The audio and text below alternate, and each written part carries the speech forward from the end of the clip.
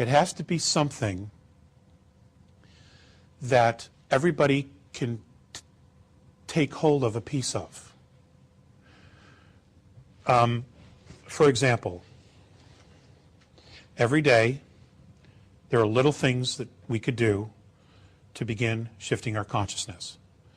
Every day when we get up, the first thing we should do is be grateful that we're alive to see another day. And just make that acknowledgement. Spirit, thank you. Always tell your children that you love them. Every day. Tell them that you're proud of them. Always tell your wife that you love her, or your partner that you love her.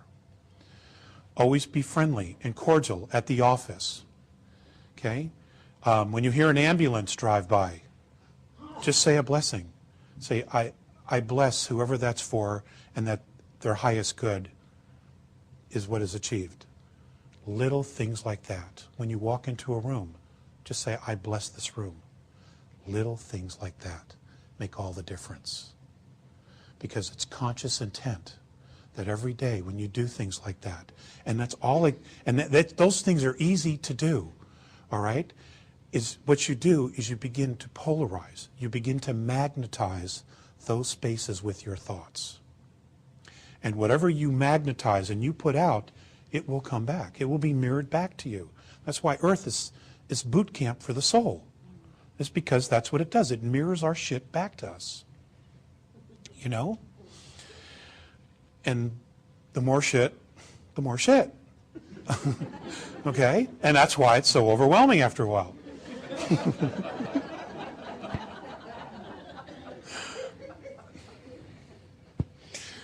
So it's little things. You know, and I share that because these are things that, you know, I've had to try to do, and I struggle to remember them every day. You know, but these are little things that I can do. You know, I bless my food, you bless your coffee. What you do is you just get into a space of blessing everything. And it does, in fact, change the frequency. It will change the people that you work with. It might take a little bit of a while, but these are simple things. It's just, you know, like the movie The Secret said, it's an attitude of gratitude. Okay? But they're just little things that you can remember to do every day. At lunchtime, go for a walk. Don't sit in your cubicle, but go for a walk. Go outside. When you go to the bathroom, if you work in an office, when you're done, instead of going right back into your office to your cubicle, go downstairs, go outside, loop around the building, and come back in. Just give yourself a break. Just remember where you are. Don't get stuck in just being so in a rut that you forget. Because it's easy. That's, you know, that's why we're so stuck on Earth. And you know, the extraterrestrials, the visitations, the psychic phenomena, the paranormal phenomena, all of that stuff, ladies and gentlemen, is us. It's all happening to us because it is us. They're all reminders of who we are. All we have to do is get out of our own way. And with that, Hollywood, and Miss Harris showed a clip. I wanted to show a clip from a movie that means a lot to me. And it's a movie called The Legend of Bagger Vance. And it's about a young man who went to war, who came back and had lost his authentic swing. He was a golfer. But the swing, authentic, is his soul. He had lost his soul in war. Now, you don't necessarily, war doesn't necessarily make people lose their soul. I've seen what it does to young men and women. But a family tragedy, car accident, death of a family, a divorce, the loss of a child, any of these things could cause one to lose their authentic swing, their soul. So what I would like to do at this moment is play this for you. Okay. I share that with you because it's so easy to forget who we are, what we're here for. You know, I mean, we've all heard, you know, you're here for death and taxes. Okay, it couldn't be further from the truth. Now, I want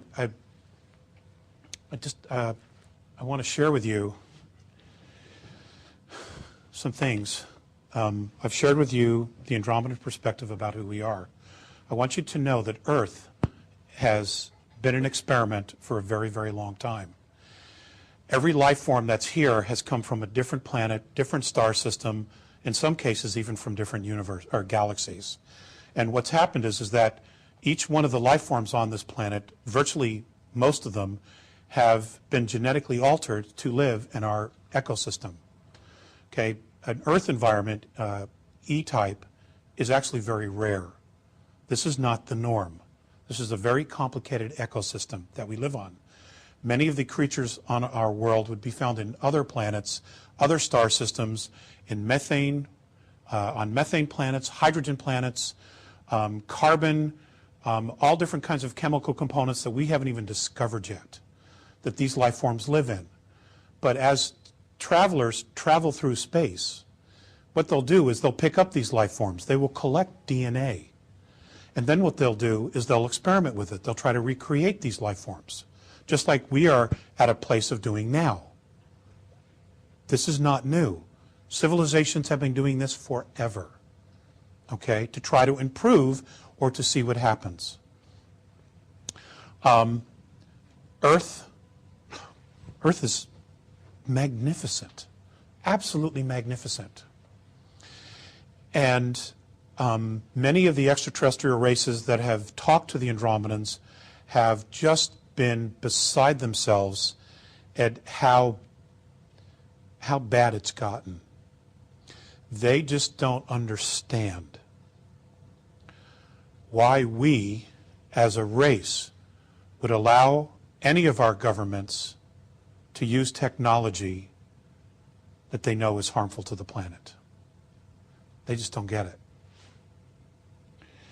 And like the clip said, now is the time. Now is definitely the time to make some changes. And I know you guys are. You know, I know you're so dedicated that you've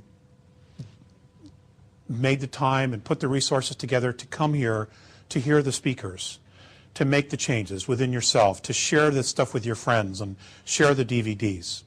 I know that.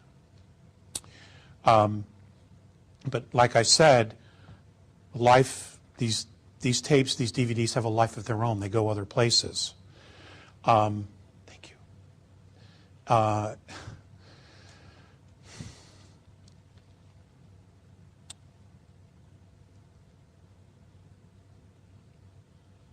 I want you to know that I am really, really proud of you.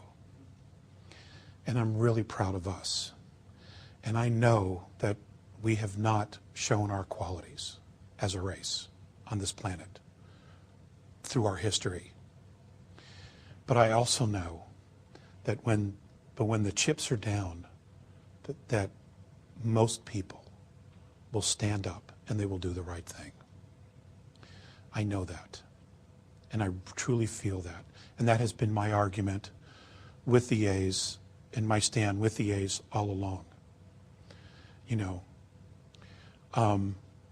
for those of us who are Americans, we are dangerously close to losing our Bill of Rights and our Constitution. Everything's been in place to wipe it away. In 2010, secret arrangements have been made and plans and treaties have been signed to create a North American Union. This is supposed to take place in 2010. The Constitution and Bill of Rights are not part of those documents. Okay? We have an opportunity here to create a new paradigm, a new domain of knowing. It just takes leadership. It takes foresight. It takes, it's going to take the ability for you to communicate to your friends and your family when everything really, really starts to fall apart. And we're beginning to see it now. The world's global economy is having a lot of ripples, a lot of effects, a lot of changes. Here in the United States, we will be the first, as usual, to experience a lot of that stuff.